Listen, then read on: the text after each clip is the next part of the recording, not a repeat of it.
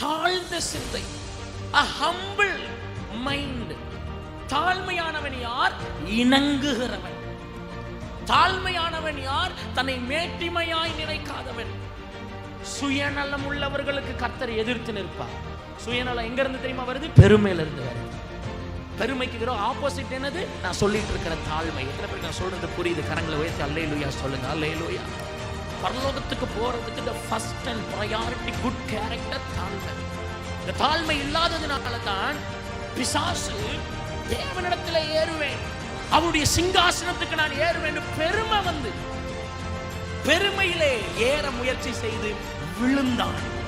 அதே சோதனை தான் இப்போ வரைக்கும் ஒவ்வொரு மனிதனுடைய வீழ்ச்சிக்கு காரணமாக இருக்கிறது. எத்தனை பேர் விரும்புறீங்க என் வாழ்க்கையில கடைசி வரைக்கும் நான் தாழ்மையுள்ளவனா இருக்கணும்னு சொல்றவங்க அல்லேலூயா சொல்லுங்க. அல்லேலூயா.